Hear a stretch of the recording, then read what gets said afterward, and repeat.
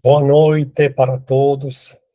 Estamos aqui na nossa quarta-feira, no terceiro módulo do curso Arte Religiosa Medieval. E o nosso curso, ele é uma...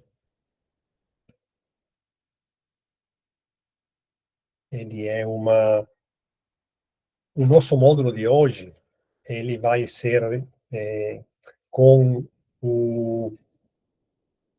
Como eu posso dizer? A Vai falar sobre arte gótica italiana. A arte gótica italiana é uma coisa um pouco assim, meio difícil de dizer como eu posso defini-lo, como aspecto, porque ela tem particularidades que a gente vai, ao longo do caminho, tentar um pouco esclarecer. Como é que eu dividi esse módulo? Esse módulo está dividido praticamente em duas partes, mais ou menos. Na primeira parte, a gente vai conversar um pouco sobre a época no qual ocorreu esse tipo de arte, arquitetura, ou algo assim como podemos definir, o contexto de onde esse aconteceu, quando surgiu mais ou menos, e vários elementos que fazem parte do aspecto do gótico. Uma segunda parte, eu vou mostrar mais as estruturas, especialmente estruturas italianas, que são a parte mais importante da nossa aula de hoje. Mas, assim, gótico, ele é um termo, como todos os termos, a gente já tinha discutido a semana passada sobre o românico, que ele não era utilizado pelas pessoas na época. Gótico é um termo, fundamentalmente, que não tem nenhuma ligação com as artes dos godos. Trata-se de um adjetivo cunhado com base em um julgamento de Giorgio Vasari. Vasari foi um famoso artista, escritor de arte, autor do famoso tratado Vidas dos mais excelentes arquitetos, pintores e escultores italianos, o qual, com desdenho, chamava godos, ou seja, é uma definição de, como dizer, bárbaros, todas as populações além dos Alpes, ou seja, que não era na Península Italiana, para ele eram bárbaros, eram as pessoas que não tinham muita cultura. A arquitetura gótica era conhecida durante o período como um opus franciscanum, uma obra franco-francesa.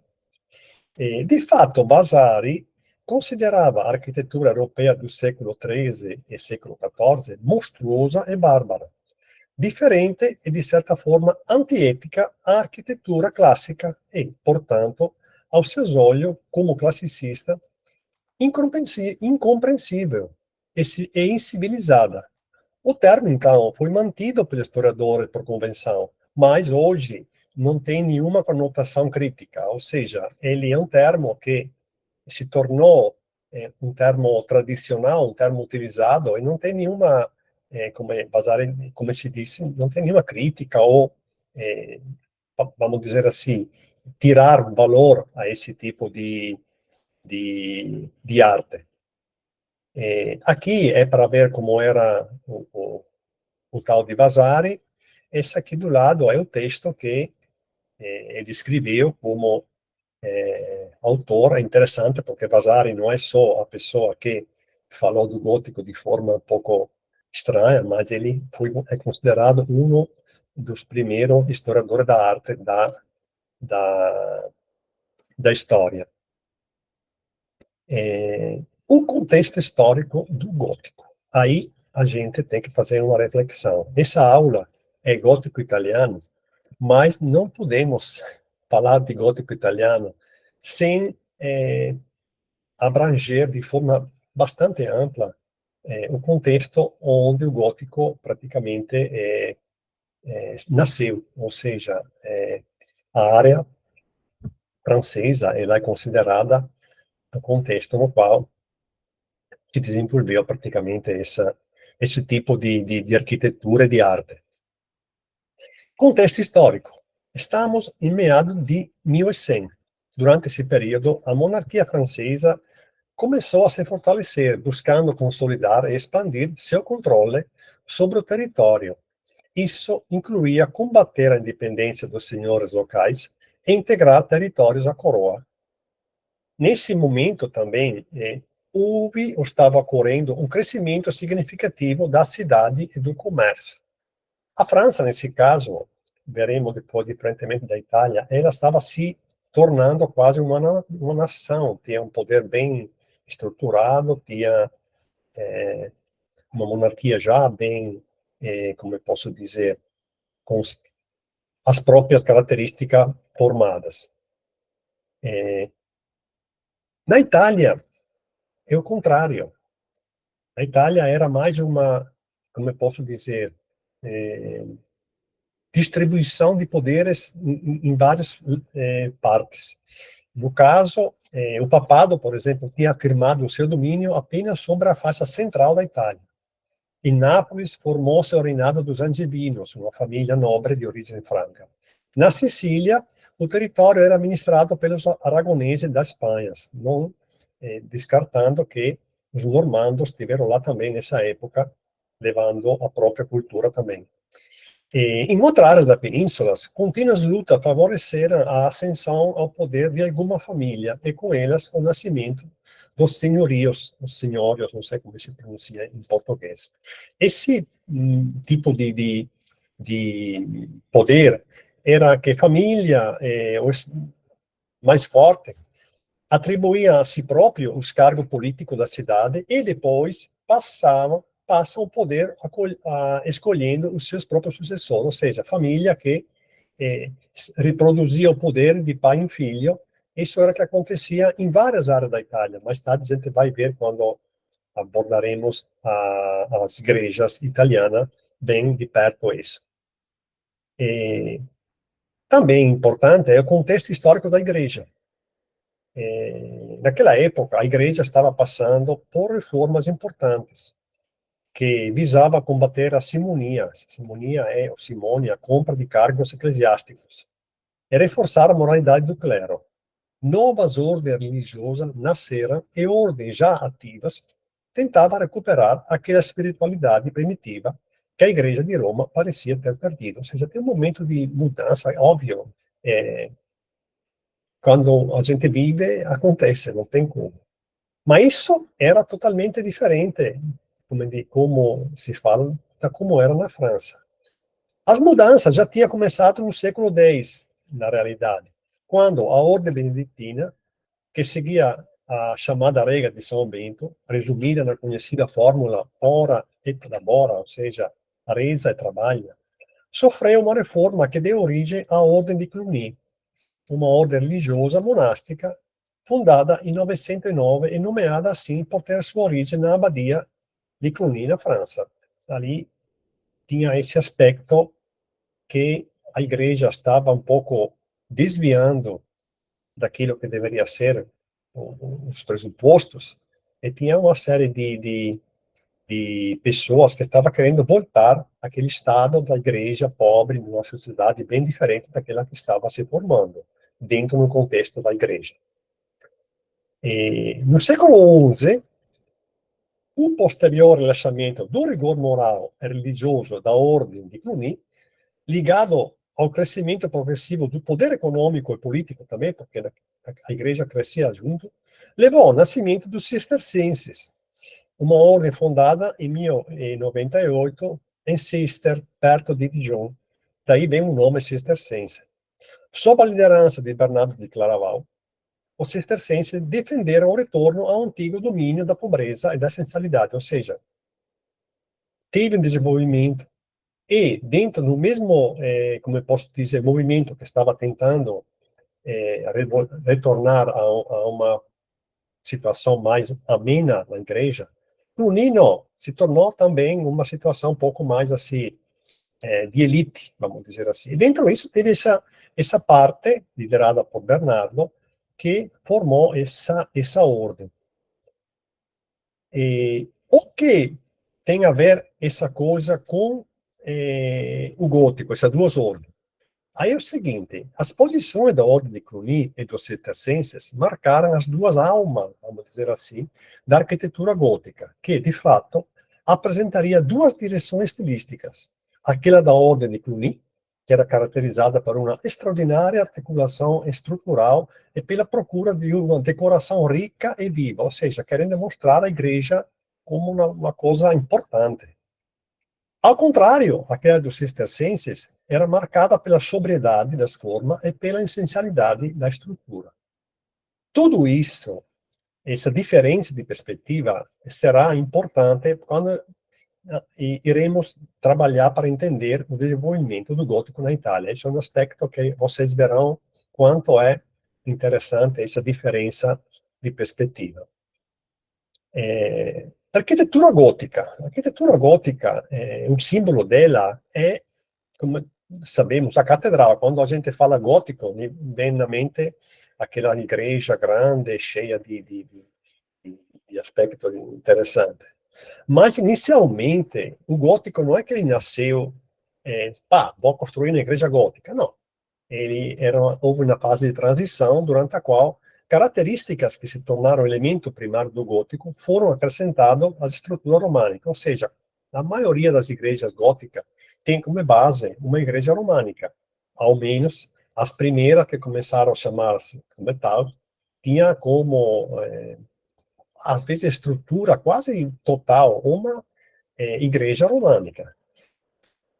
Um desse elementos é a abóbada cruzada ogival, a qual permitiu deslocar peso da estrutura das paredes para os pilares. Ou seja, quando o românico era muito estruturado, muito pesado, essa forma de construir abóbadas permitiu descarregar o peso não mais nas paredes laterais, mas nos pilares que eram estruturados por esse sentido. Descarregando o peso sobre esse elemento, a espessura das paredes pode ser diminuída, possibilitando a abertura de janelas pelas quais a luz fluía por toda a nave, dando a impressão de um espaço aparentemente projetado para o alto. Ou seja, livrou muito daquelas aparência de peso, de coisa fechada, possibilitou abrir janela, como se fala aqui no texto. Essa foi uma novidade que só pode ter acontecido quando se descarregou. As paredes não era mais estrutura portante da igreja, ou não era totalmente portante, mas tinha mais uma função também diferente. Quando nasceu esse tipo de estrutura? O nascimento, se a gente pode defini-lo assim, geralmente é reconhecido que a arquitetura gótica nasceu graças ao abade Suger. Ele nasceu em 1081 e faleceu em 1151. Ele era conselheiro dos reis Luís VI e Luís VII. É autor da renovação da abadia de Saint-Denis, iniciada em 1140. Ou seja, ele se tornou um dos das principais figuras da igreja na França. Teve o cargo de ser o responsável pela abadia de Saint-Denis, que é uma abadia muito vinculada ao poder dos reis na França. Essa figura eclesiástica e política muito proeminente na França no século XII, Suger acreditava que todas as igrejas, como casa de Deus, deveriam competir com o mítico Templo de Salomão e, portanto, tornar-se um receptáculo de beleza e maravilha. Que fala disso, é interessante, se você tem interesse em procurar, tem um livro de Panofsky que se chama O Significado das Artes Visuais, se encontra também na internet bem com facilidade, e tem dentro uma parte que fala do abade Suger de Saint-Denis. Tem um texto ali que o Panofsky, eu gosto dele, porque ele é bem romantiza às vezes a fala dele, as coisas, é muito interessante. Também tem não sei se é um outro livro, sim, é um livro de Tainá Moreira Neves, Espiritualidade e Arquitetura, Surge e a edificação do gótico, da Edufis. Esse livro aqui encontrei há pouco, é interessante também como texto para entender a formação mesmo que foi indicada do gótico nessa igreja francesa. E aqui vamos ver como é essa igreja. Você percebe que ela é, olhando o lado da fachada, a fachada não é tanto assim uma fachada como se pensa um gótico hoje. Ela tem uma estrutura, ela também tinha uma estrutura baseada no românico, mas o que foi a principal, vamos dizer assim, lance do abade foi colocar aquela parte do ábside com janelas, com estrutura. Você vai ver que aquilo que eu tinha falado antes, das abóbadas que apoiam pilares, os grandes vitrais, eles, na igreja de Saint-Denis, foram os primeiros. Não sei dizer para vocês se os vitrais são originais, se não são originais, porque não aprofundei muito esse aspecto, mas nos textos que eu disse para vocês, e que eu vou passar mais para frente, vocês encontram sem dificuldades. Para ver a diferença da igreja de Saint-Denis, na época de 1140, a uma igreja cistercense, vamos ver como é, na mesma época, duas igrejas foram, como eu posso dizer, reformadas.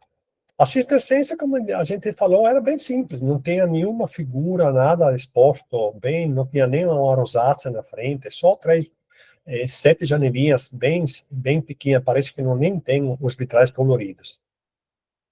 A essencialidade é a base da, da, da arquitetura do cistercense. Ele mesmo pregava porque não tivesse essa opulência que o abade de Saint-Denis estava querendo levantar pelas igrejas.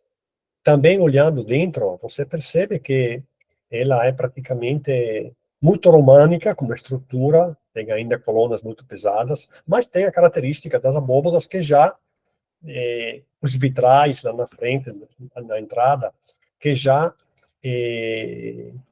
são chamando para um gótico. Falando disso, da construção, uma coisa que eu não sabia, que eu li há pouco, não sabia, parece coisa que a gente não tem que saber, mas às vezes a gente descobre quando, ao longo do caminho.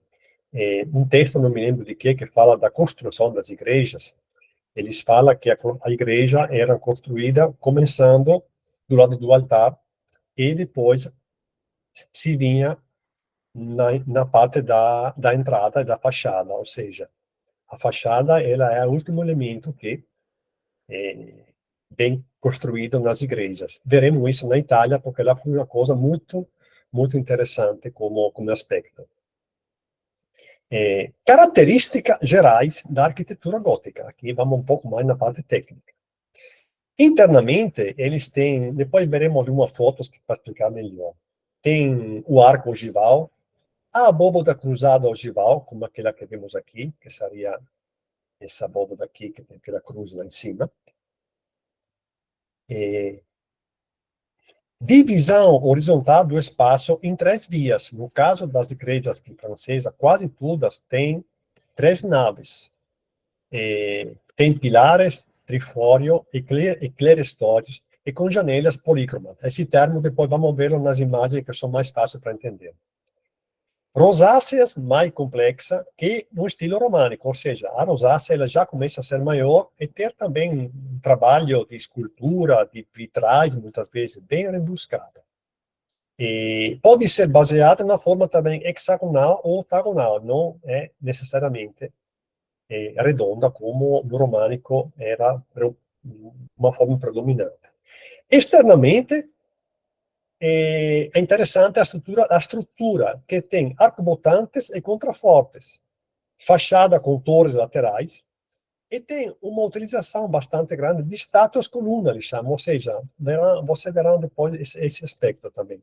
Sobretudo na faixa acima do portal da entrada. E também, perto da rosácea, tem essas estátuas que são colocadas de uma forma mais estética que estrutural. Pronto, aqui vamos ver o que a gente tinha falado. A abóbada ogival, você vê que a struttura ela é um pouco ogiva, praticamente a forma, como seria, um arco que junta com uma ponta. Isso aqui não é a parte de cobertura que cobre a chuva e que tem sempre na parte superior uma estrutura, normalmente como em madeira, com a forma de modo que não a água escorra e não possa afetar praticamente o interior da igreja.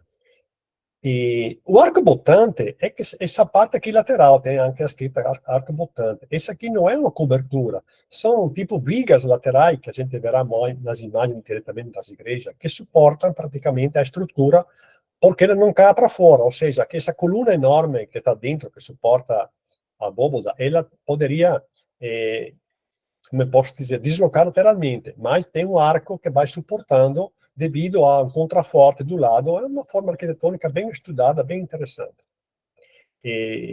Tem pináculos, tem gárgulas também. A gárgulas, o gárgula aqui, com o italiano, sempre me embrulho.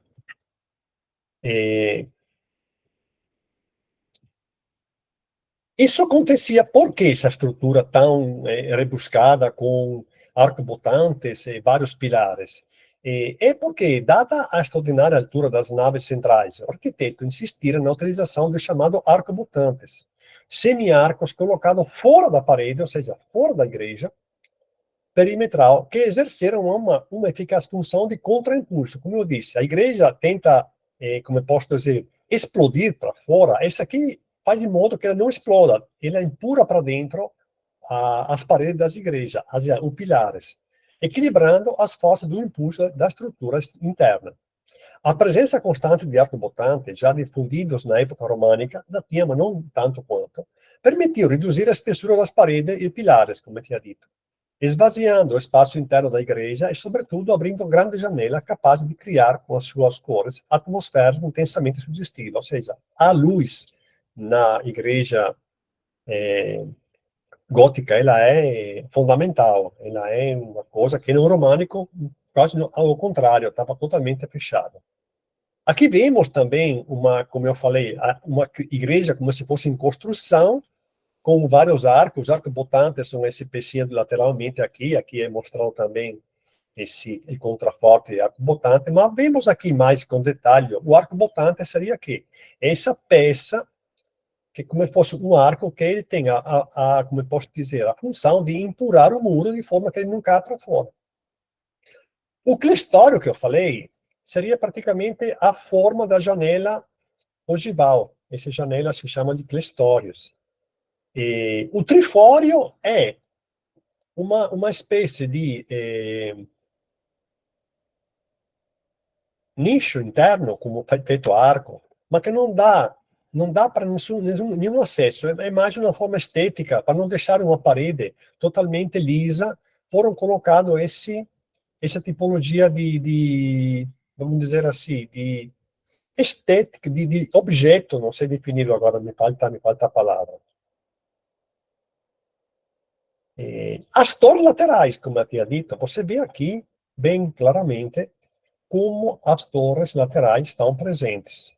Essa aqui é a famosa igreja de Paris, que acho que são 5 anos que ela teve aquele incêndio que destruiu praticamente toda a parte, como eu tinha dito, pegou fogo a parte do teto, que era de madeira, teve um curto-circuito elétrico e afetou praticamente a estrutura, não na estrutura, mas na parte da cobertura, praticamente. As torres laterais, como eu disse, são características das igrejas góticas francesas.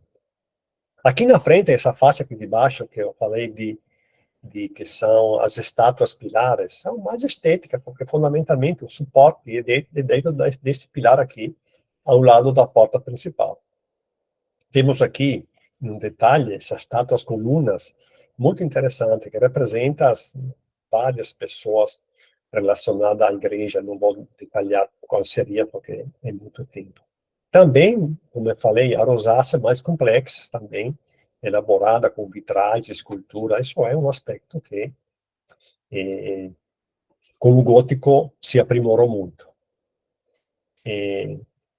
A evolução dessas construções, como é que ela se deu? Não há dúvida que a evolução da arquitetura gótica foi marcada por um desafio constante às possibilidades da tecnologia e pelas rivalidades existentes entre as cidades, ou seja, a cidade, ter uma igreja grande era uma forma de mostrar o poder da cidade também, daquele bispo, daquele família poderosa que morava na cidade, e todo mundo participava nas construções dessas igrejas. Tinha dinheiro da igreja, dinheiro dos poderosos, até às vezes os povos faziam pequenas doações quando podia. Era um orgulho na cidade ter uma igreja.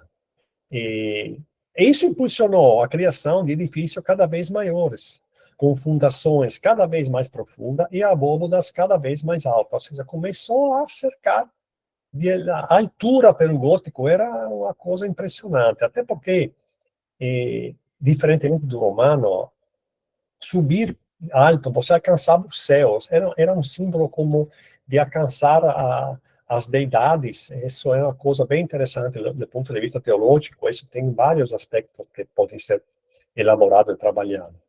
Aí, por exemplo, vendo essa evolução, a Catedral de Laon tem 24 metros de altura.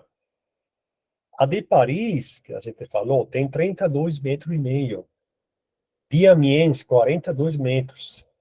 A de Beauvais, não me lembro o nome, tem 47, ou seja, quase um edifício de 15 andares. Imagina naquela época construir um prédio assim, com a tecnologia que tinha, com o material assim, desse porte. Tudo bem, se a gente pensa o que foi feito pelos egípcios, pelas pirâmides, a gente fica pensando em alguma coisa, a gente não está entendendo, mas não era fácil, porque tecnologia mecânica que tinha era tudo a força humana, a força animal, e não tinha, como eu posso dizer, meio a propulsão elétrica ou a propulsão, como eu posso dizer, gasolina, diesel e via discorrendo. E na parte externa, além da parte das abóbodas, as torres atingem 105 metros em Chartres, por exemplo. Para não falar de Estrasburgo, que é 142 metros. Imagina 150 metros de altura naquela época. Que impressionante que deveria ter sido ver uma igreja, uma estrutura em uma cidade tão poderosa, porque não tinha arranha-céu naquela época, não tinha outra estrutura assim tão alta. Era a torre, especialmente, ou como eu posso dizer, que tinha essa possibilidade de altura. As dimensões desse edifício parecem quase incompreensíveis se pensarmos no tamanho da cidade da época, estava dizendo. A Catedral de Amiens, por exemplo, acomodaria 10 mil pessoas, a terra grande também, não era só alta. Toda a população da cidade da época poderia ter assistido aos rituais ao mesmo evento, ou seja, não tinha, hoje não teria sentido, mas naquela época provavelmente o sentido era, a gente não está vivendo lá, não tem como entender 100% o que poderia, a gente faz conjecturas para ver o que poderia ser a coisa que mais se aproxima a uma ideia que possa nos esclarecer esse aspecto.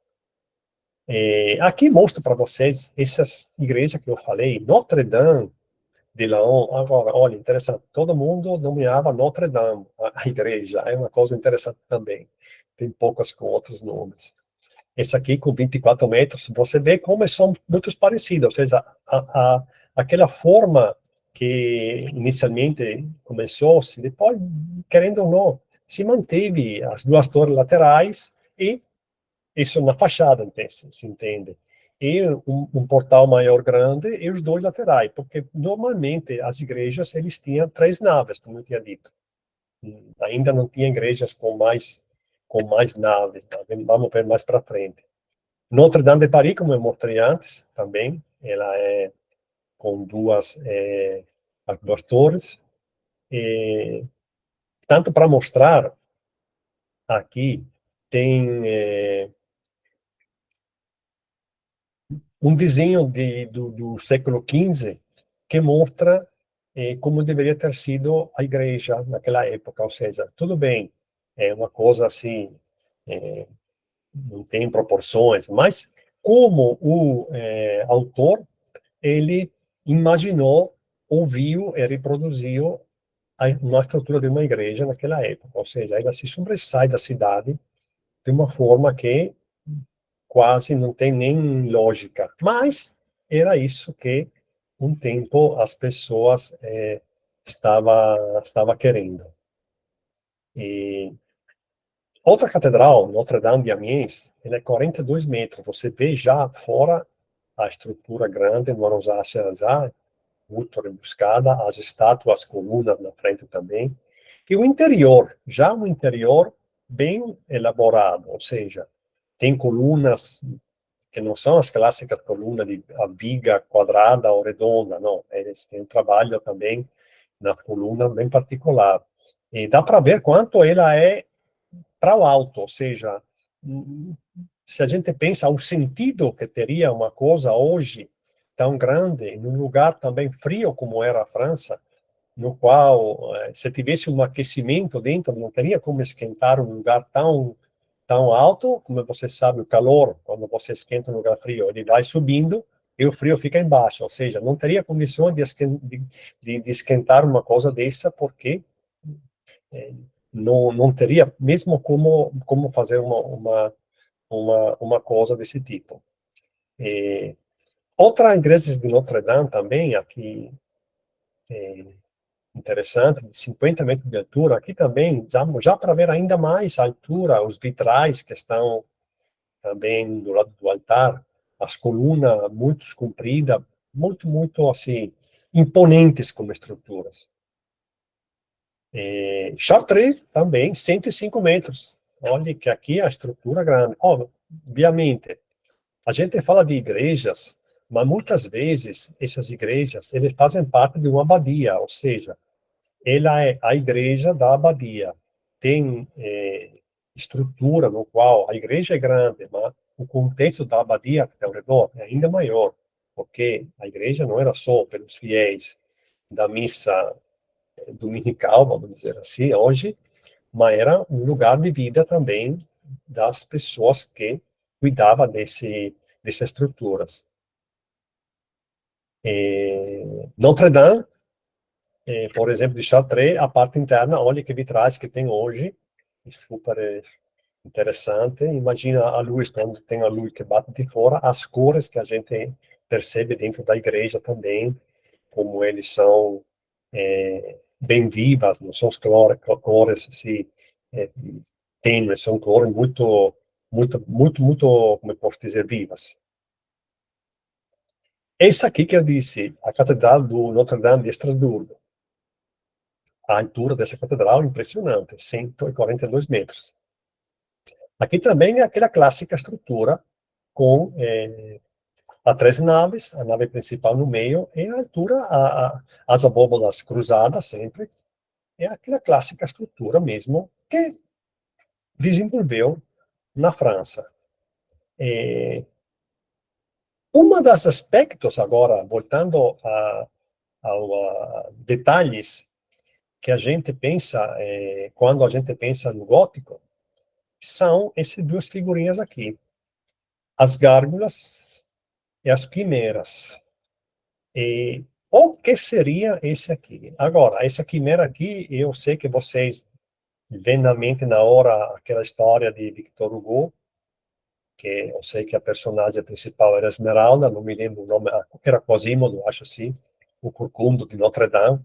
Essa figura, tem não sei quantas vezes, vários filmes foram feitos, ela aparece na hora, no cartaz, aparece em qualquer coisa, esse sujeito. Mas fica interessante se a gente vai relacioná-lo com o gótico, porque eu fiquei, assim, um pouco triste quando descobri esse aspecto, que vou contar agora mais para frente.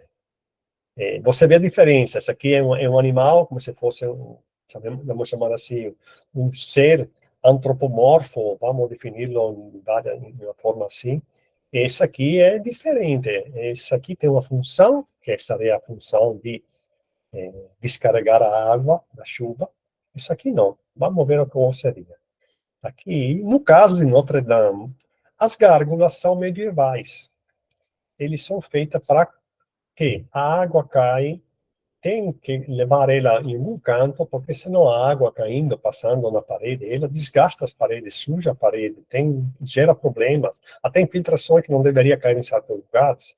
Ele encanava, tinha forma para a água correr em um canto, ela entrava e praticamente passava aqui para cima, como se tivesse um cano ou meio cano, e pela boca desse animalzinho a água saía.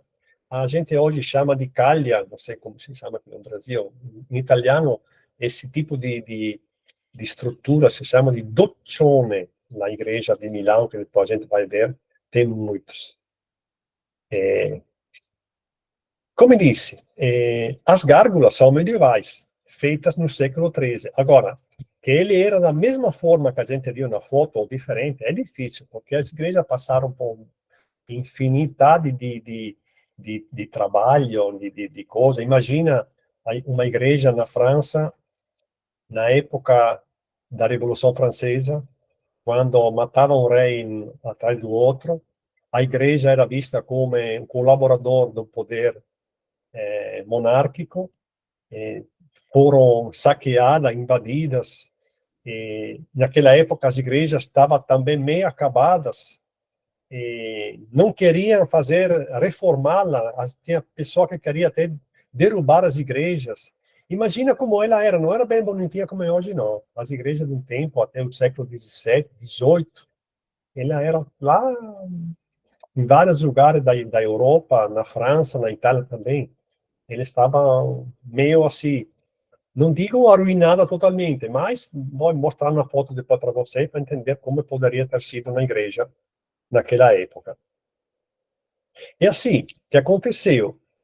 Falando desses quimeras, eles são adições, que, como eu disse, do século XIX, feitas por seus restauradores, dois arquitetos franceses, que fizeram isso. Estes,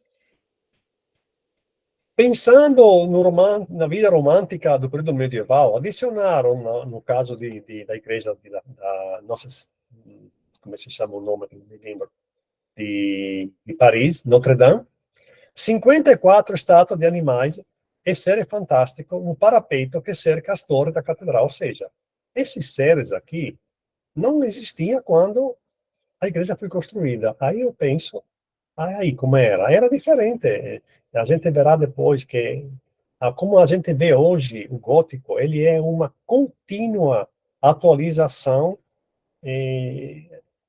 dependendo do período, dependendo do que se pensava naquela época. São inserções que, para nosso ver hoje, a gente pensa e acha que quando foi construída a igreja, a catedral, era tudo assim, tudo perfeitinho, tudo ótimo. Não. A gente vai ver mais para frente como era uma estrutura naquela época também.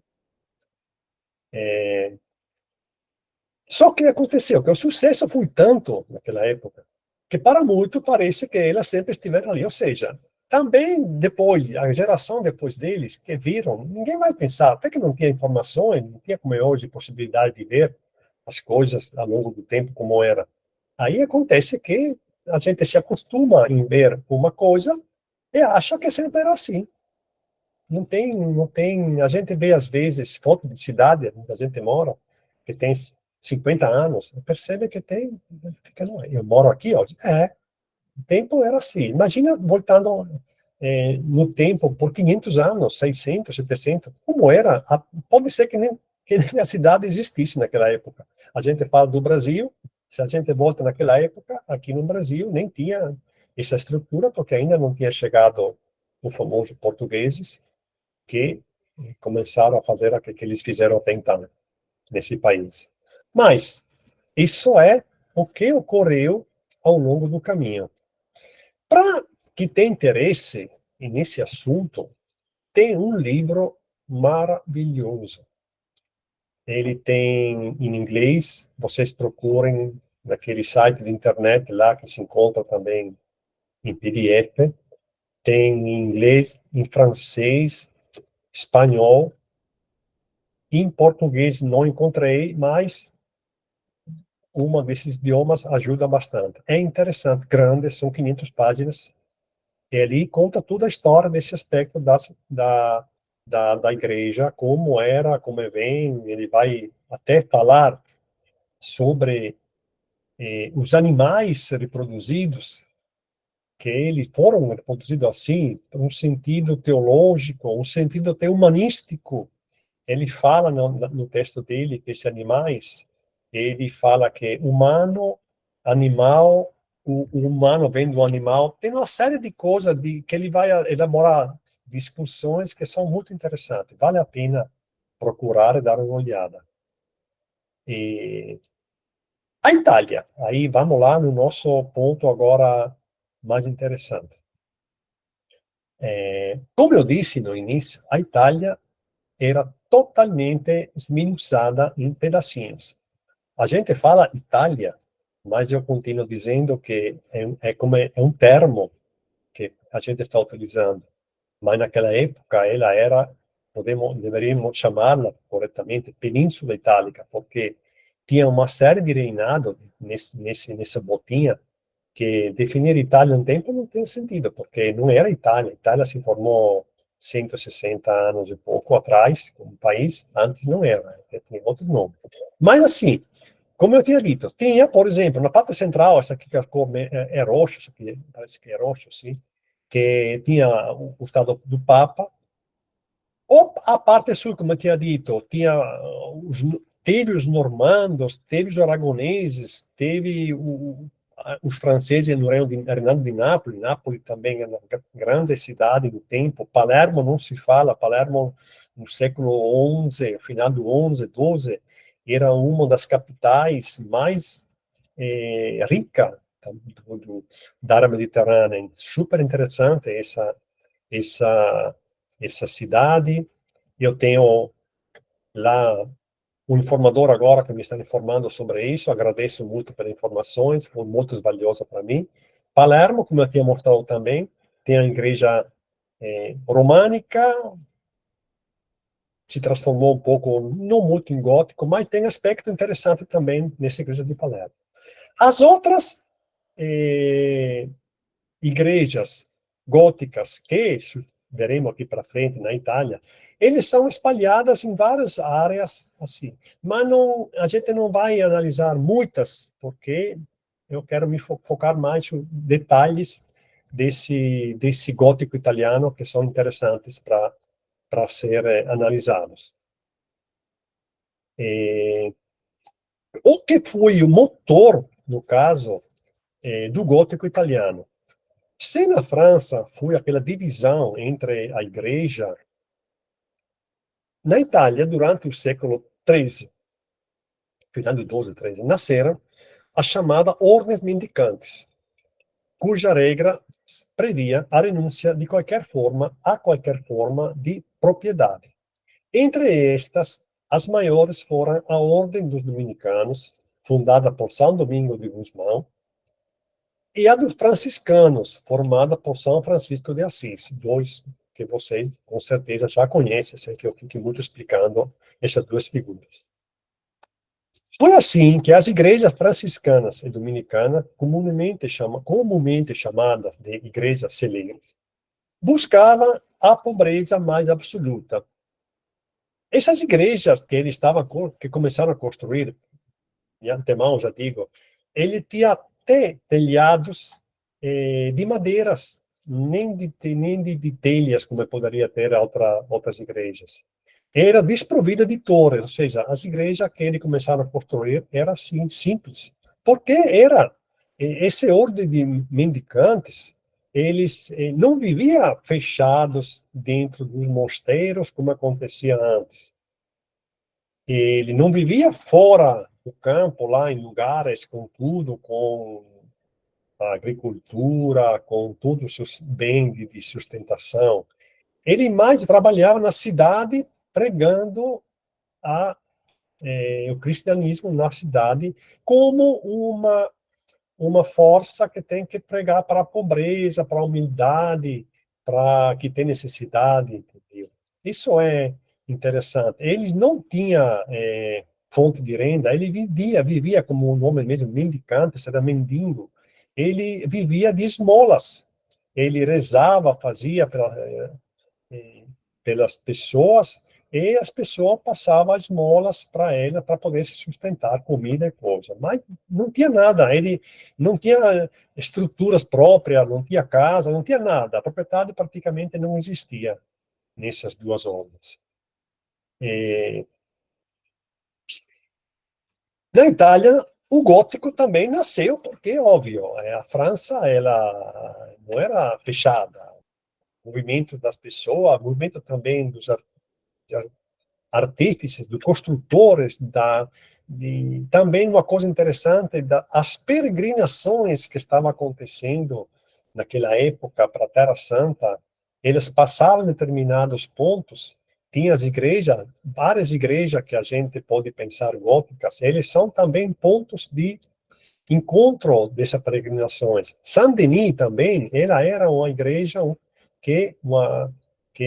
onde os peregrinos que vinham do norte da França paravam para dormir, comer, se sustentar. Isso é interessante porque nesse caminho, eh, durante essa viagem, as pessoas lembravam, não tinha só, como eu posso dizer, peregrinos que não sabiam, tinha nas peregrinações, tinha é, pessoas poderosas também, que quando chegavam em certos pontos, ele mesmo mostrava, dizia, implementava, se fixava em certos lugares. Depois sempre acontecia, por exemplo, na Itália, a Itália não era estática, tinha um movimento grande, tinha luta, tinha guerra, tinha movimento, tinha mudança de propriedade, gente do norte que veio na Itália, que conquistou áreas italianas ao sul da Itália. Isso tem uma mistura cultural muito interessante nesse aspecto. E assim, se o gótico europeu, com suas espetaculares soluções construtivas e decorativas, não se adequava muito ao espírito e ao gosto italiano. Adotou-se sim o arco pontiagudo, cujas grandes propriedades estruturais foram apreciadas, porque não tinha como, ele ajudava muito na estruturar uma igreja. Mas, em muitos casos, não tinha mais aquele verticalismo, aquela grande ousadia vertical, assim, estrutural para o alto, e não tinha nem pináculos, não precisava. Por quê? Porque também esse aspecto era aspecto para mostrar a grandeza. Quando os principais movimentos que estavam acontecendo, eles não queriam isso. Imagina uma coisa, que os cistercenses, quando começaram a andar pela Europa, eles construíram, se não estou errado, 400, parece que são 400 abadias pela Europa inteira, um número imenso. Só na Itália, mais de 80.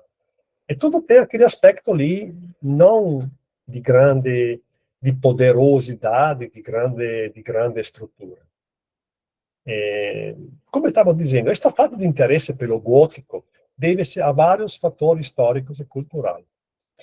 O valor da tradição desempenhou um papel no desenvolvimento do novo estilo da Itália, que se traduziu na inclinação natural para o equilíbrio clássico e na fidelidade aos princípios do românico. Ou seja, o românico dava certeza, não precisava, ele era suficiente, provavelmente, também, pela necessidade que tinha naquela época na Itália. Não precisava, como eu disse, não tendo um rei principal, não tendo também um poder central, também os recursos econômicos, ele era menores. Ou seja, nas vários lugares, sim, tinha vários poderosos, mas provavelmente não era suficiente para poder construir, a mínimo, no início, estou falando do gótico quando veio na Itália, de poder construir certas coisas. E, como disse, deve-se então considerar que a penetração da nova linguagem ocorreu na Itália, sobretudo pelos cistercenses, como eu tinha dito, que privilegiavam volumes geométricos claros, grandes espaços unitários e muitas vezes até telhado de treliça de madeira, como eu tinha dito. Não precisava de coisas muito assim, rebuscadas, não era motivo de procura. Vemos, por exemplo, aqui a igreja de São Francisco seria, do terzo secolo è a Cortona. Cortona è un pequeno vilarejo perto di Arezzo, na Toscana. Toscana ela é uma área na qual veremos que grande parte das igrejas que abordaremos estão naquele distrito. Aí, como você vê, tem o telhado de madeira, também o românico tinha, mas o que tem para ver aqui são as janelas externas. Você vê que tem janelas grandes, que são típicas da estrutura gótica. Também tem aquela volta a arco ogival, que não é uma volta românica, é o gótico. Também as duas voltas laterais são iguais. O que tem de interessante também? Não tem três naves. Na Itália, as naves eram uma nave só. A maioria dos casos das primeiras igrejas góticas tem uma nave central, muito espaço para ter muita gente que entra, sem empecilho, todo mundo bem livre de andar. Isso era uma característica de como essa igreja estava sendo construída na Itália. Não tem pintura, no caso, não tem poucas definições estéticas, assim, bem pobre. Pobre é uma palavra que não gosto, mas simples, vamos dizer assim. Uma outra igreja, uma das primeiras também, essa aqui é perto de Roma, a igreja da abadia, ou seja, a igreja mantém uma abadia ao redor, de Fossa Nova. Ela foi construída em 1180, ou seja, 40 anos depois de Saint-Denis, aqui também construísse uma igreja. Vocês podem ver que tem aquela rosácea grande, a parte interna ela é... Só um minuto, de água. Externamente não tem nem arco-botantes, não. Você tem são escondidos embaixo desse telhado. Pode, alguma coisa foi reformada no tempo, não dá nem para ver. Tem essa falsa porta aqui, arco, mas não tem a porta de entrada, não. Tem só a porta de entrada central, o portal. O interior é assim. Esse aqui tem três naves, como eu disse, mas são pequenas, naves laterais quase não são utilizadas. Você percebe como ela é, construída em pedra, tijolos, uma cor bem simples, não tem grandes pinturas, não tem coisas assim. Os vitrais são transparentes, não são vitrais coloridos. É uma igreja feita pela simplicidade. Como disse, o que seria a distinção, chegando um pouco nos pontos, entre o gótico europeu, francês, o italiano? O elemento de forte distinção entre a forma arquitetônica, ele fala, o autor que eu estou utilizando, além dos Alpes, a italiana, pode ser encontrado justamente na diferente concepção da fachada. Porque, como vocês viram, a fachada também é bem sem tantas elaborações como aquela francesa. As fachadas das catedrais europeias, grandiosas, esplendidamente adornadas com esculturas, eram organismos plástico arquitetônico muito poderosos, grandes obras-primas a quais arquiteto e escultor prestavam especial atenção. Era símbolo da cidade. O mesmo não aconteceu na Itália. Poucos edifícios religiosos góticos apresentam elevação desse tipo. Ou seja, até a altura, como eu disse, não era um desperdício e uma necessidade de arquitetônica estrutural bem difícil para aguentar, porque tudo bem que tinha tudo possibilidade, mas na hora que levanta 20, 30 metros, aí a complexidade aumenta. E um caso, aqui vamos passar um pouco nas imagens italianas, vemos aqui na Basílica de São Francisco, em Assis. Aqui a gente vê a fachada simples, tem uma rosácea, tem aquela portal com duas portas, mas é um portal único com duas portas, é uma bífora, parece que se chama assim, não me lembro bem a definição. Mas aqui é chamada de fachada da Basílica Superior. Por quê? Aqui tem um aspecto interessante, que só São Francisco, no caso, tem outro, mas, claro, assim, evidente, tem. São Francisco, a igreja não é estruturada em uma área de planície, mas é estruturada como se fosse acima de uma colina, no cume da colina. Isso é uma coisa que a gente vai ver.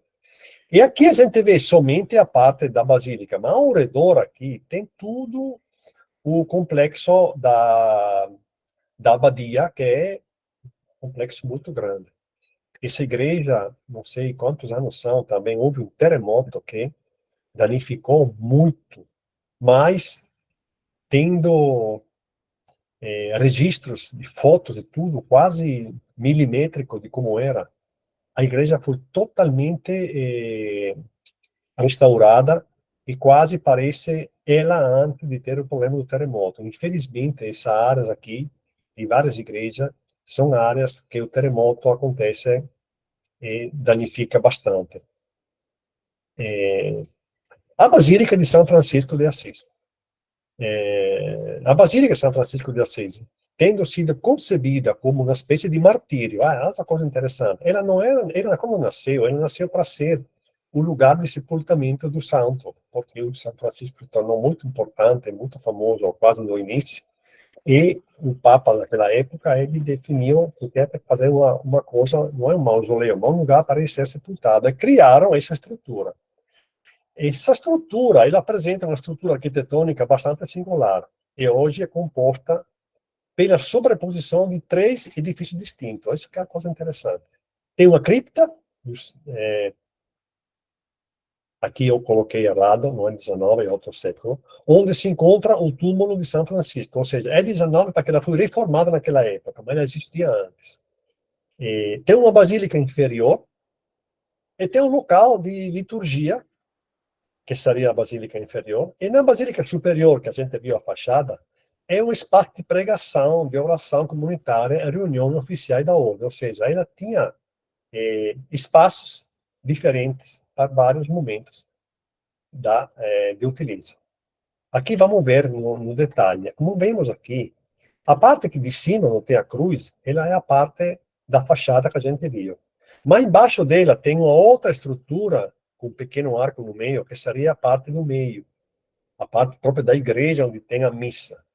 E embaixo teria o famoso lugar da sepultura de São Francisco, que tem uma história longa que quer pode procurar, material não falta para saber sobre isso. Nos detalhes agora, por exemplo, aqui vemos a parte da sepultura do santo, é embaixo das igrejas. Ela é assim, mas não era assim no início. Ela foi reformada, restaurada, há pouco tempo também que ela foi reaberta, sempre a causa do terremoto, aproveitaram para criar também um espaço que seja visitável, porque São Francisco acho que é uma das mais frequentadas igrejas italianas, depois, óbvio, de São Pedro, em Roma, em Milão, por exemplo, também, muito frequentada. Mas ela é uma igreja que tem uma assiduidade enorme de turismo. Além da igreja, a área se presta para um turismo assim, enogastronômico, que é muito procurado hoje em dia na Itália. Ela foi feita assim por permitir visitas rápidas, muita gente, tem um sistema de caminhamento dentro muito, muito bem desenvolvido. Ou seja, não é originado um tempo, mas ela é lá no lugar que ela estava.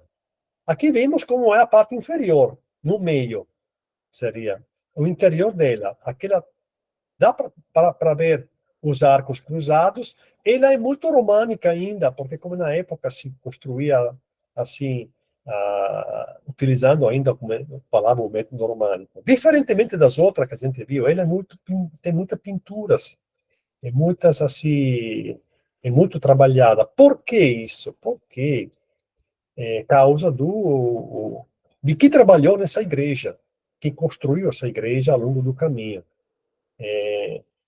Vemos aqui a parte que eu tinha dito, a parte superior, aquela que a gente viu na primeira imagem, essa é gótica mesmo. Dá para ver os vitrais, as abóbodas. Mas o interessante, como diz aqui o texto, que São Francisco, primeiro o autor é anônimo, não se sabe quem construiu, quem foi que projetou a igreja inicialmente para construí-la. Só que foi um pedido dos franciscanos que queria estabelecer uma relação direta com os fiéis. tudo tinha a ver com o sacerdote, com facilidade. Ou seja, quando construíram essa parte superior, não tem paredes, é uma nave só, no caso aqui, grande, e você percebe que não tem, quase não tem obstáculos no meio, porque na ideia daquela época era que todos que estavam dentro desse espaço tivessem acesso ao altar para ver o padre bem de perto. Além disso, nas paredes ao redor, que trabalhou nas decorações foi Giotto. Giotto, você sabe quanto é famoso como que tem um pouco de conhecimento de tudo da arte. Iremos falar dele no próximo módulo, porque abordaremos coisas interessantes sobre esse autor também. O Giotto e Cimabue, outro autor famoso da época, que pintaram praticamente passos são pintados do Antigo Testamento e da vida de Jesus ao redor da igreja. Ou seja, a gente andando pela igreja consegue entender o que o Evangelho pode contar na vida de Cristo. Isso é interessante, esse como aspecto. A igreja também é interessante porque as cores que são utilizadas são cores muito particulares, são cores que não em todos os lugares da Itália foram encontrados, utilizados, como eu disse, porque o material não era disponibilizado em qualquer lugar da mesma forma. Dependendo do lugar, você tinha acesso a X material ou Y material. Isso é um aspecto também que não falei, mas já tinha falado com o Românico ou outra na primeira aula, que as igrejas ele, utilizavam materiais que eram disponíveis perto do lugar que foi construída. Outra igreja interessante, passando agora a ver como também na Itália o gótico se desenvolveu, diferentemente de outros lugares, é a Basílica de Santa Maria Novella em Florença. Ela foi projetada pelos frades dominicanos, que renunciaram a qualquer decoração plástica, apostando apenas na resistência da estrutura das paredes. A planta é tipo conventual, é tipo de um convento, é um derivado dos modelos beneditinos cistercenses, mas é dividida em 3 naves. Vamos ver aqui como ela poderia ter sido. A gente vê aqui como é. Já começa a ser um pouco mais desenvolvida.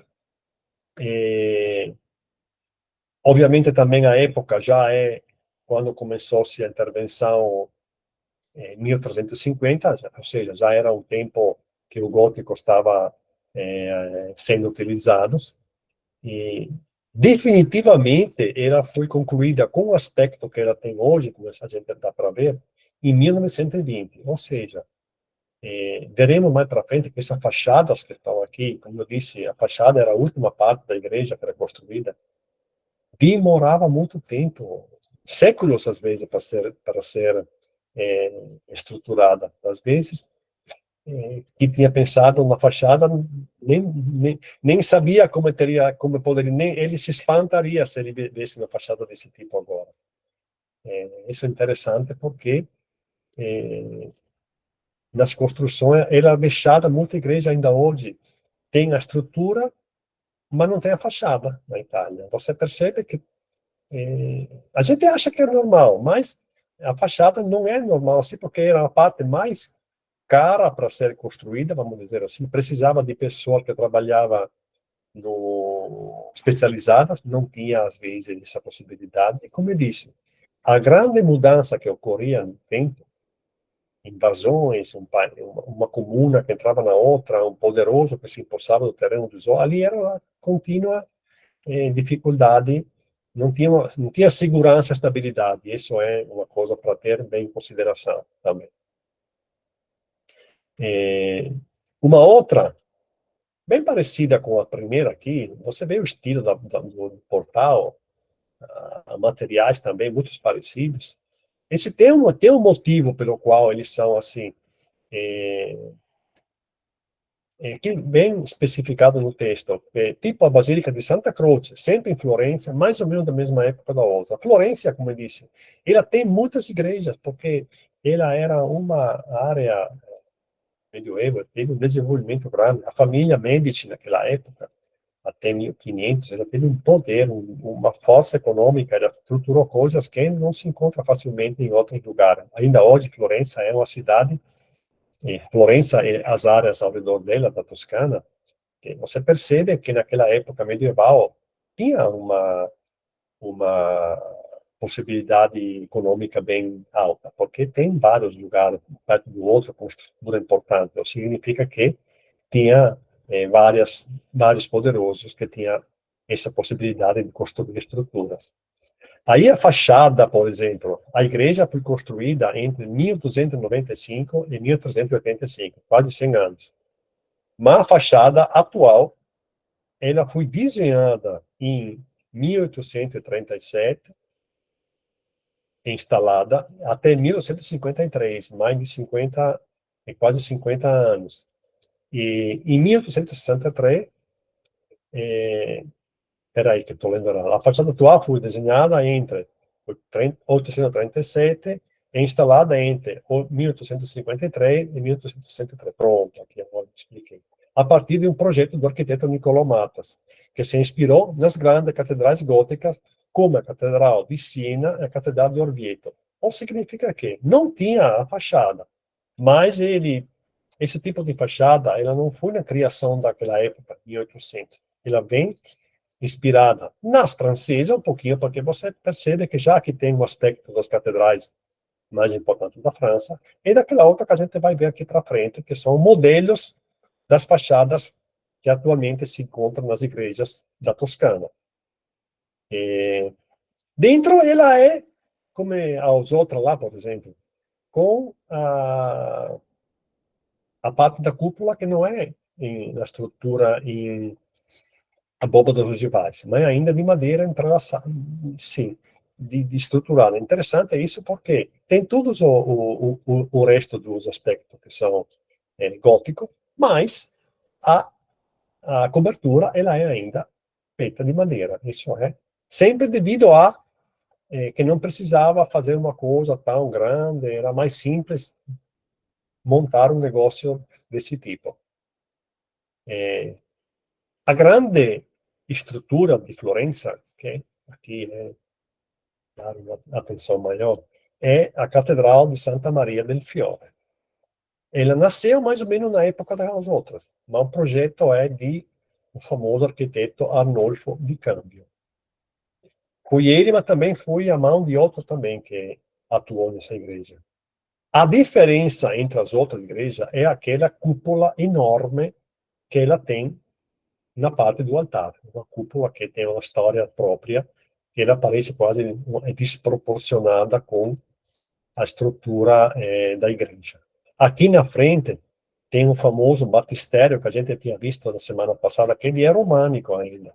A igreja também ela é construída baseada em uma estrutura românica. Depois foi desenvolvida, aumentada, essa é uma igreja que ela já quando estava ali, a cidade já estava ao redor dela, ela não era perdida no meio de nada. Ou seja, a igreja já tinha românico no meio, o espaço existia e foi aumentada, desenvolvida devido à exigência daquela época. A catedral possui, ela é enorme, 153 metros de comprimento e 90 metros de largura no transepto, ou seja, ela é 150 da cúpula à entrada, e na parte mais larga, que é o transepto, aquela que cruza perto do altar da igreja, é praticamente 54 metros. E o cume, aliás, 90 metros. E o tambor da cúpula, ela é um diâmetro de 54 metros. Você imagina uma cúpula larga quanto um campo de futebol, naquela época, para conseguir colocá-la, e que se eleva até 90 metros, aí foi como eu posso dizer, um desafio grande, que o arquiteto, que é Brunelleschi, ele disse que ele vai conseguir e conseguiu.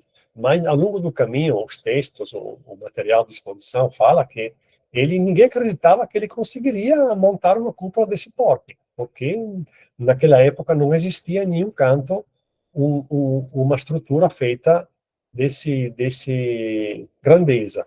É um desafio.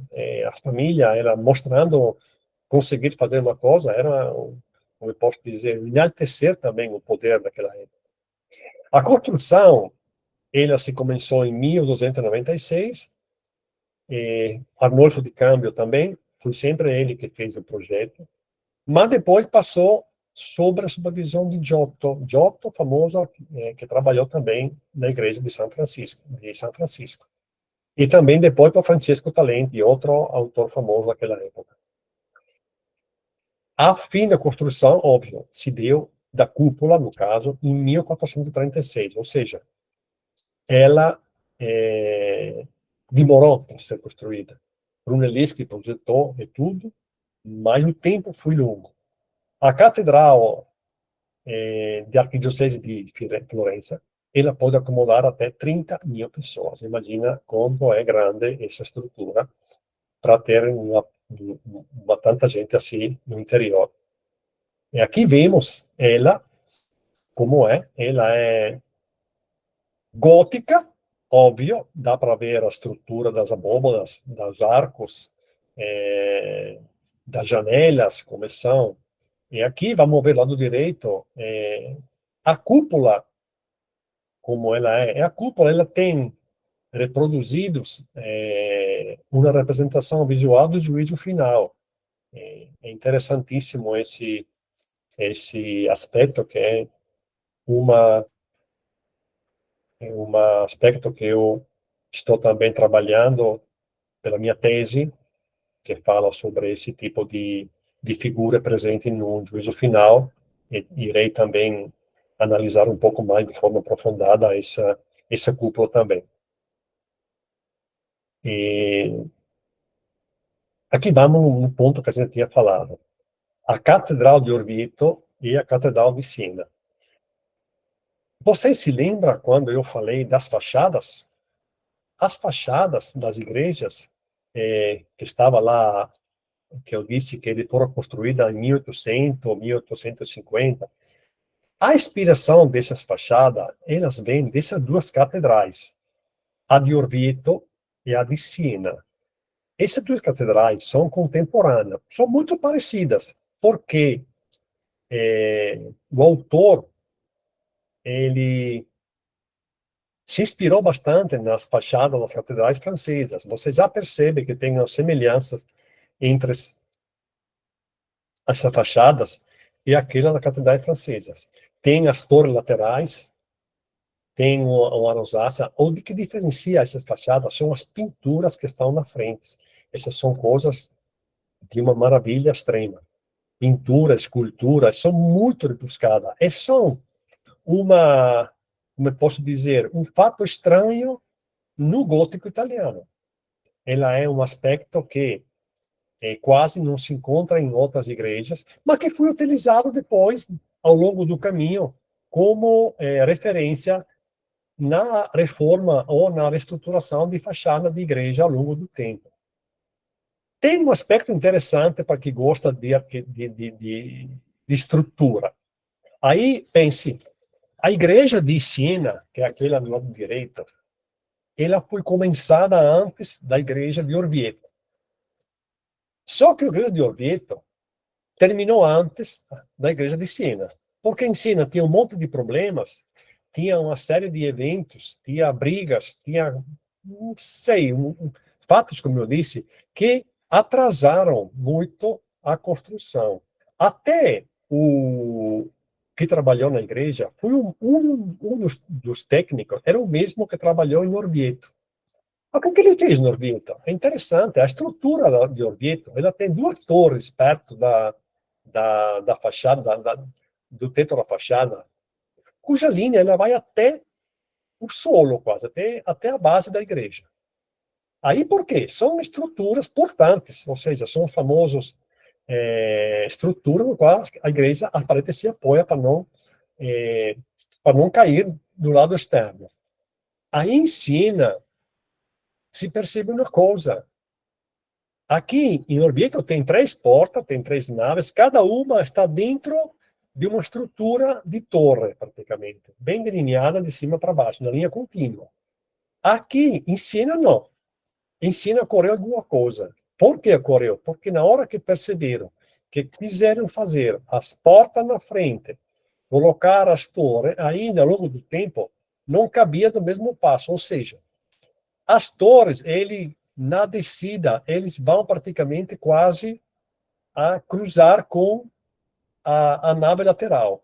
Aí não sei dizer para você como foi que conseguiram fazer essa fachada dessa forma para torná-la mais parecida com a fachada francesa ou com a fachada de outra igreja tipo do Loreto. Mas isso é um ponto interessante. Se a gente vai, tem um autor que fala disso, que diz que aqui, nessa fachada de Catedral de Siena, era uma mistura dos góticos europeus, todos estão ali, porque tem de um, tem de outro, tem a gárgulas, tem várias coisas que outras igrejas não têm. Se fala que a Catedral de Siena, ela é a catedral gótica mais francesa que tem na Itália, porque ela reproduz muitos aspectos das catedrais francesas, conhecidas como hoje as conhecemos. Mas tem um fato. Uma igreja italiana que é aquela que mais mostrou depois orgulho, provavelmente, não sei como definir-lo, que é a Catedral de Milão. Aqui eu mostrei para vocês uma foto de como essa catedral ela era no século XVIII. Uma pintura, não é uma foto. Pode ser que o desenhista ele tinha um pouco assim vacilado, mas para mostrar quanto ela era em decaída, em ruína, quase não. Para quem conhece a Catedral de Milão, que depois mostro, parece uma igreja que vai cair, que não tem mais sentido de ficar em pé. Não tem nada, não tem esta grande estrutura. Mas você imagina que essa igreja é essa aqui. Aí, vamos lá de novo. É ela mesma.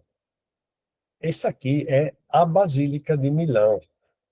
Essa aqui é uma obra imensa, uma obra que pode, deve visitar. Que pode, deve visitar. Porque é uma igreja que, como eu posso dizer, conta histórias desde o nascimento dela até pouco tempo atrás. Porque vou explicar para você por que desse motivo. A Catedral de Milão, um caso único no panorama do gótico italiano. A construção da Catedral de Milão começou em 1386 e terminou com o aspecto atual em 1965. Eu já tinha 3 anos naquela época. Imagina, ele há quanto tempo, por quantas reformas, se sabe, porque em Milão, ela é chamada a capital do norte da Itália. Tudo que acontecia em Milão, desde o ano 1000 antes, é registrado. Família que viveram lá mantiveram o registro. Se sabe o que estava acontecendo naquela época.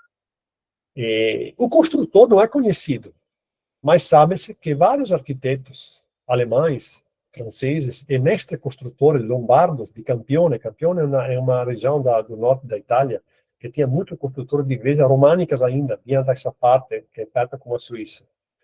Ora consultado juntamente com um especialista de italiano para definir as formas. A igreja tem uma planta cruciforme, ou seja, feita com uma cruz, tem 5 naves. A concepção geral da Catedral de Milão remonta à ambição desenfreada de Gian Galeazzo Visconti. Visconti, a família Visconti é uma família poderosíssima que dominou Milão por muito tempo, que guerreava com todo mundo ao redor dela. Interessante é que aconteceu. Esse Galeazzo, ele se tornou genro do rei de França. Isso é um aspecto que provavelmente influenciou nessa decisão dele de construir essa igreja. Ele queria para a cidade dele uma basílica capaz de competir com as grandes catedrais europeias. Ou seja, essas pessoas viajavam bastante e provavelmente, tendo esse também aspecto de parentela com o rei de França, isso gerou nele a vontade de fazer.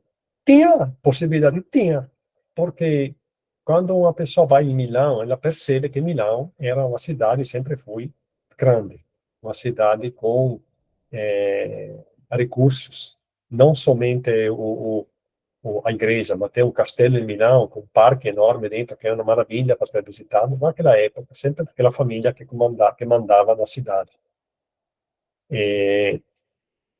O Domo de Milão, ele se apresenta como o edifício italiano mais próximo ao estilo da arquitetura além da Alpe. Como eu disse, ele é a que mais parece, além, eu acho que ele superou também nos detalhes as igrejas da francesa, especialmente pelo seu conceito decorativo.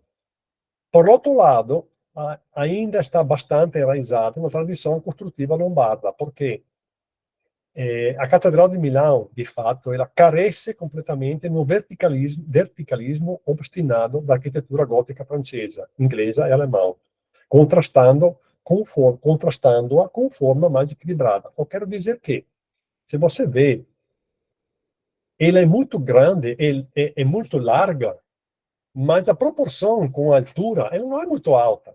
Se a gente compara essa igreja com as da França, elas são muito mais estritas, muito mais alta. Aqui não. Aqui ela, tudo bem, ela vem de um românico também, antecedente, mas o românico quase não faz parte mais da estrutura. Mas ela foi concebida com isso. Ela tem todos os elementos e tem sobrando da estrutura gótica, o arco-botantes em cada ponto, porque ela é feita de uma forma que precisa disso. O interessante de Milão é que quando você agenda uma visita, eles construíram também corredores para poder caminhar no lado de fora. Você consegue subir até o teto da igreja, não sei se é aberta ainda hoje, por questão de segurança também, mas tem para poder caminhar de fora, ou seja, não é só a questão, a estética por si mesmo, é uma questão que você entraria na parte de fora da igreja e visitaria ela sem dificuldade. E essa é uma coisa que tem poucas igrejas que têm esse aspecto.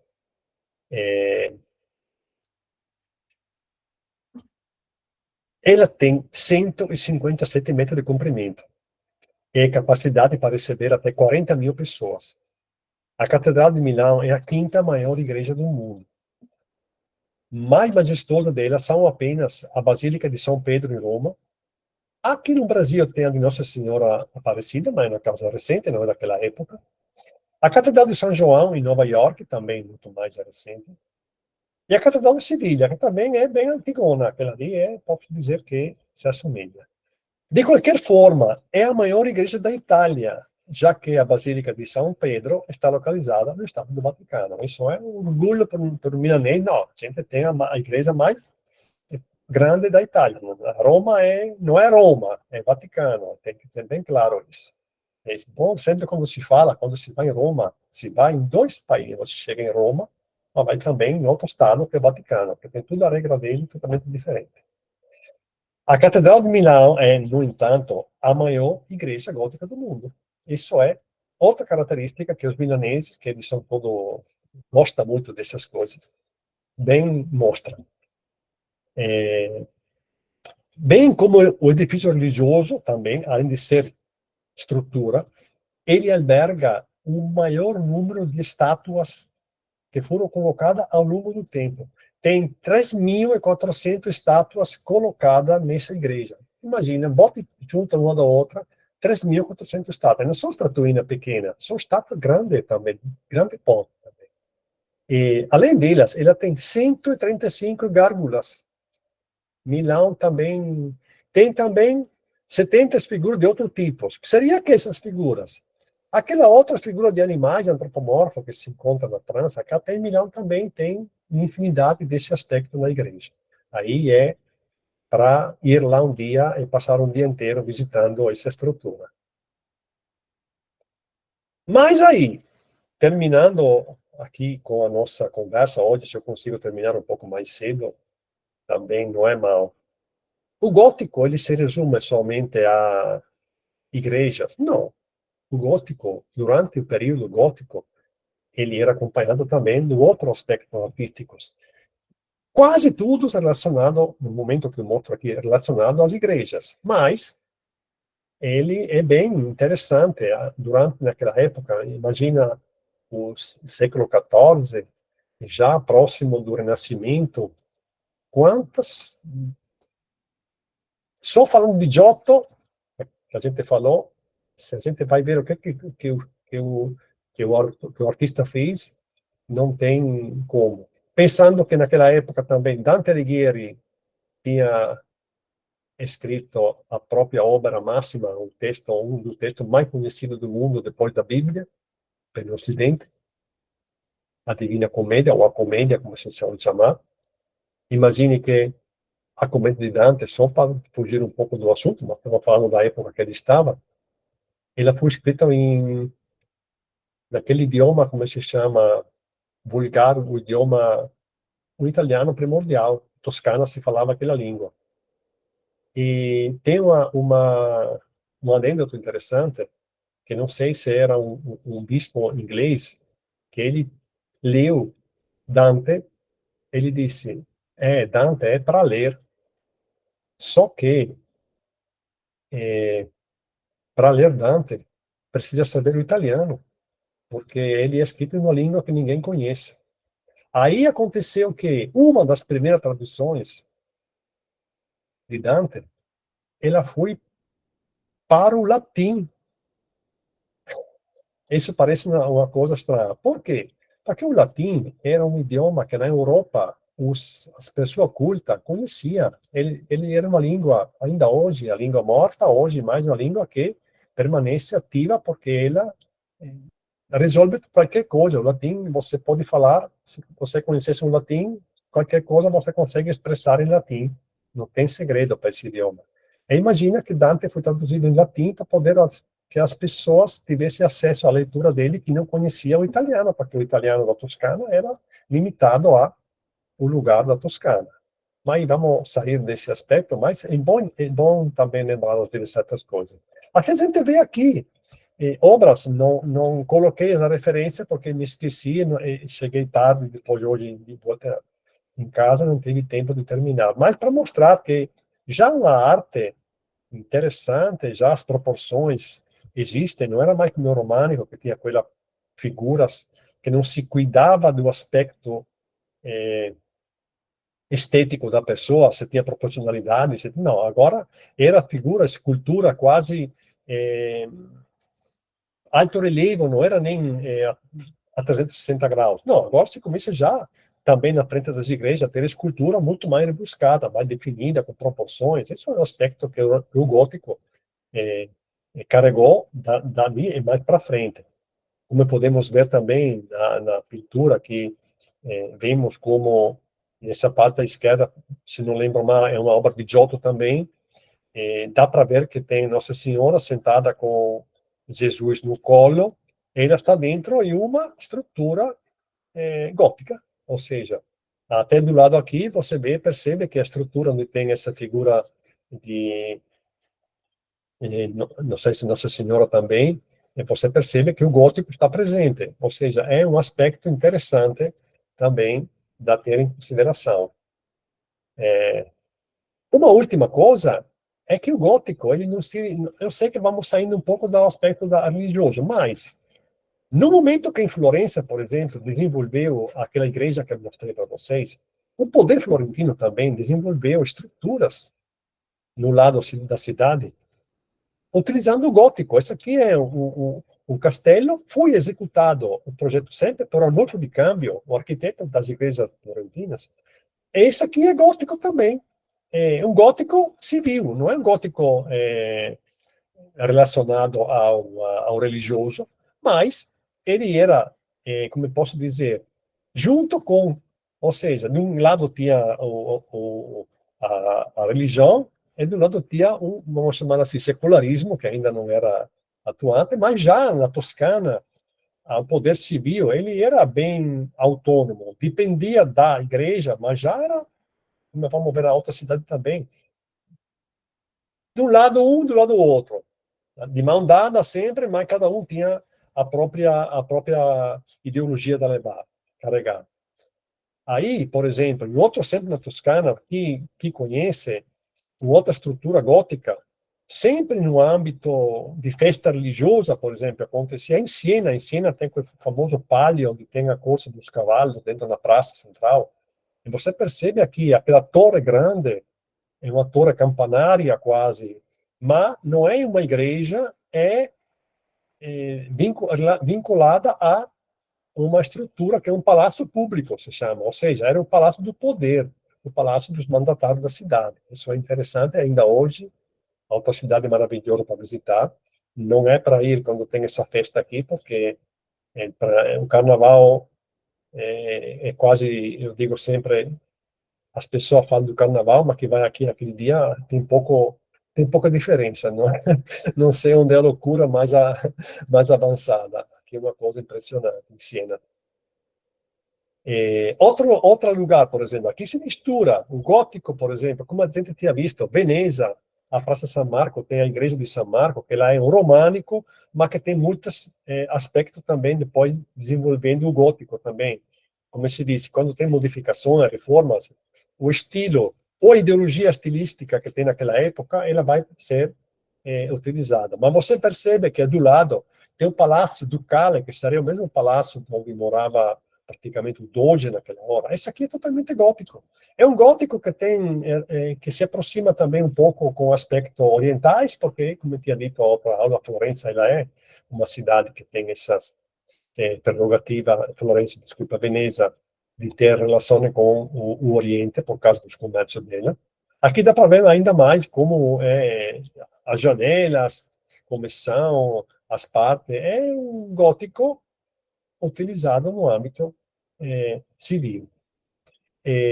Termino com quem gosta, que gostou da aula, que quer ver uma coisa assim, mais descontraída, Ildefonso de Falcones, ele escreveu um livro que se chama A Catedral do Mar. A Catedral do Mar, ela é em Barcelona, foi construída naquela época, e a Netflix fez um seriado que é um pouco assim, pesado, não é pesado, mas tem cena um pouco assim, que deixa um pouco assim meio depois. Mas ele conta a história da construção da Catedral do Mar. É muito interessante esse aspecto. Ele cuida muito do aspecto medieval. Eu gosto desse filme porque ele é bem realista, sabe? Tem aspectos que são assim estereótipos da Idade Média ainda que são carregados a hoje, porque como se diz, ficção, ela mostra o que era um fato histórico, mas sempre trata-se de ficção. Mas para que tem vontade de assistir, é um filme prazeroso. Para quem quer mais ainda, pode ler o livro, que também é uma leitura muito prazerosa. Não sei quantos milhões de cópias foram vendidas. Acho que ele foi, como eu posso dizer, traduzido em várias línguas esse livro. Não sei se ele tem em alguma forma em PDF, ok? Não me informei, porque eu tenho um livro próprio. Mas, assim, é interessante também, se a pessoa quer passar meia hora assistindo um seriado, é interessante o que a Netflix propõe. Não sei se ele está ainda, acho que ele está, mas procurem que, se você gosta, vão encontrar. É, aqui é a igreja original de hoje, em Barcelona, de Santa Maria do Mar. Você percebe que é um gótico próprio. Ali tem toda a história dele, como foi, a contribuição de que trabalhava, tinha congregações que se dedicavam na construção da igreja, porque eles queriam, pela própria cidade, uma igreja poderosa. Ela se tornou a igreja dos marinheiros. Mas não vou dar um spoiler a mais, porque senão acaba com a história do filme, a trama do filme, que é muito interessante. Pronto, eu termino aqui a minha exposição de hoje, são 8h40, acho que parar a exposição, pronto. Aí vou aparecer de novo aqui no meio de vocês. É, Você tem alguma pergunta? Vocês querem algum esclarecimento? Estou aqui para responder as vocês. Espero que não ter sido muito cansativo. Eu vejo uma pergunta aqui, professor. Tenho que ver aqui qual é. Pronto. Juan, professor, sobre a utilização arquitetônica das gárgulas e quimera, existe alguma informação se teve oposição da igreja como instituição a respeito da utilização da imagem da arquitetura? Ar- Olha, é o seguinte, eu acho que esse aspecto a gente vai trabalhar também na próxima aula, que a gente conversa sobre os bestiários, não estou errado, sim, bestiário. Por quê? Porque os animais que são utilizados na estruturação das gárgulas também, ele tem um significado simbólico que pode ser relacionado eh, a algo de religioso. Como você irão ver, animais simbolizam,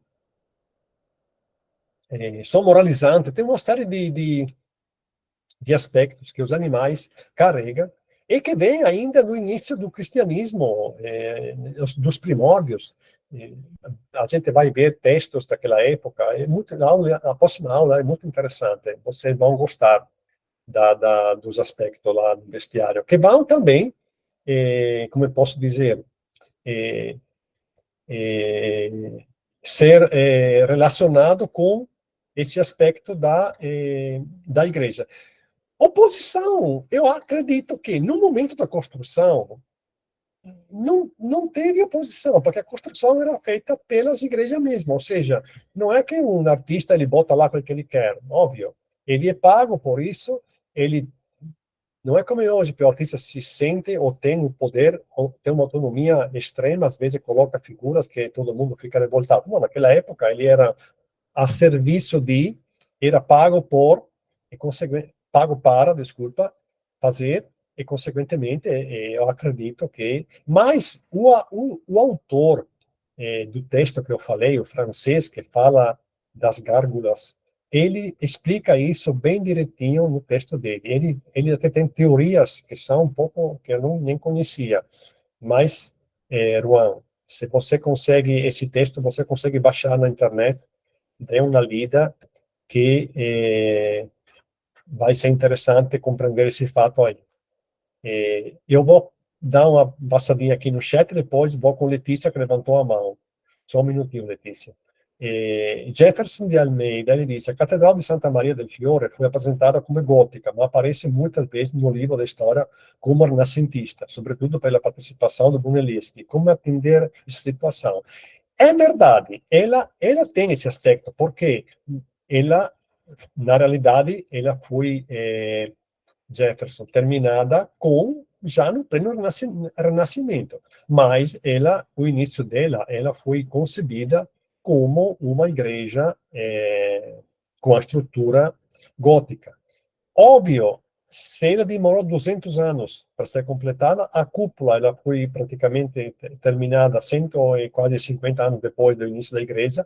Provavelmente Brunelleschi, quando construiu a cúpula, ele não estava mais vinculado com a pensar no gótico, mas pensava na cúpula como ela poderia ser inserida naquele aspecto. Mas a estrutura ela já estava, como eu posso dizer, eh, com os aspectos góticos.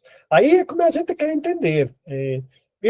Como eu falei, eu poderia falar também que ela é românica, a certo aspecto, porque tem tudo do românico, mas a Itália, como eu disse, ela não é bem definida. Gótico, românico, eles vão muitos, continuam sendo presentes. Isso que tem que ter em consideração. Depois daquela coisa, como eu disse, são nomes que são dados sucessivamente. A gente define uma obra por aquilo que a gente vê hoje. Vai dizer, não, é isso, não é aquilo. Pensa quando foi construída e faz as relações entre os vários períodos. Mas eu acho que esse aspecto, ele é interessante para ser discutido, mas ele não é esse aspecto que aumenta ou diminui o valor arquitetônico da igreja. Poderia ser uma ideia também para trabalhar sobre isso, que gosta, ver esse aspecto e escrever também, ou pensar, procurar até onde ele poderia ser um gótico, ou até onde ele é românico, ou até onde ele vai pensar no renascentista em seguida. Certo, Jefferson? Jefferson.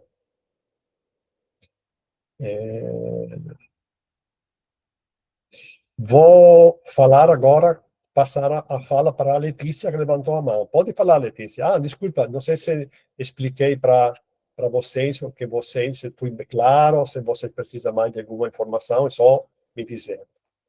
Desculpa, Letícia, pode falar. Imagina, você terminou falando de Barcelona e eu ia justamente perguntar sobre isso, que lá tem um bairro gótico. É dessa mesma época, sendo que quando você comentou que a questão gótica seria França, Itália, Alemanha, tem alguma ligação de época? Olha, Letícia, eu não alarguei mais a discussão do gótico, me limitei à França, Alemanha, mas a gente se vai também na Dinamarca, em Lund, tem uma catedral gótica fantástica, que é já na Dinamarca. Na Suécia tem catedrais góticas, com tipo, a gente vai ver depois, mais que a gente vai para o norte, por exemplo, o gótico chegou mais depois lá, porque são áreas no qual, se a gente pensa, vou dar um exemplo, se a gente pensa a Suécia, ela recebeu quando o cristianismo de forma estruturada bem? Depois de 1000 anos, ou seja, imagina, até 1000 anos não tinha igrejas. Aí chegaram o quê lá? Os primeiros,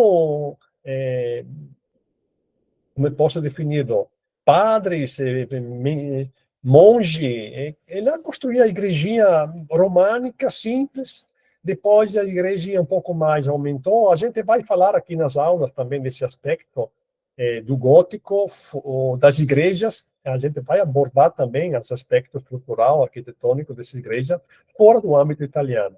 Óbvio, respondendo a sua pergunta, que você falou da Espanha, a Espanha tem gótico lá também, porque ela assim, afetada por isso. Tendo em consideração o fato que a Espanha, não podemos encontrar um gótico na Espanha assim, quando a gente vai para o sul, muito para o sul, porque, como vocês sabem, a Espanha teve uma ocupação muçulmana por muito tempo. Lá se encontra um gótico diferente, onde tem é diferente. Mas Barcelona, que ela é mais perto da área francesa, ela sempre se destacou um pouco dos outros lugares da Espanha também. Ela é mais francesa que Espanha, eu digo. É um pouco estranho falar disso, mas eu estive em Barcelona 2, 3 vezes, em Girona também. Você percebe que sul da França e norte da Espanha, aquele lado do mar Mediterrâneo, tem muitas coisas parecidas também. Ali tem várias também, se a gente pensa que nasceu aí, ou que teve ali naquela parte, quando se começou também a falar de movimentos religiosos, que eu falei, também tem que considerar que também ali, teve os cátaros, teve o albigense, teve uma série de coisas que aconteceram ali naquela área entre França e, e norte da Espanha. Teve, na época, um assunto, quando a gente irá trabalhar um pouco sobre bruxa, diabo e coisas, também essa parte vai ser abordada. Mas a parte gótica de Barcelona, eu sei que tem esse bairro, não me aprofundei, não fui pesquisando muito sobre esse aspecto, porque não é um foco da minha pesquisa, mas com certeza, Letícia, ali tem a ver com esse aspecto. O gótico não é pontual, ele vai onde ele vai e se mistura como na Itália ele se misturou com a parte que estava culturalmente mais vinculada ao românico, ou aspectos religiosos que influenciaram a construção das igrejas, tá? Seguramente também na Espanha aconteceu o mesmo processo. Tá certo? Perfeito. Obrigada. Nada. Alguém me tinha perguntado a outra aula se tem a lista de presença. Lista de presença não tem, porque quando vocês entram passando pela plataforma Event3, ele já marca a presença quando na minha plataforma eu não preciso passar a lista, tá certo? Alguma pergunta a mais? Alguma curiosidade?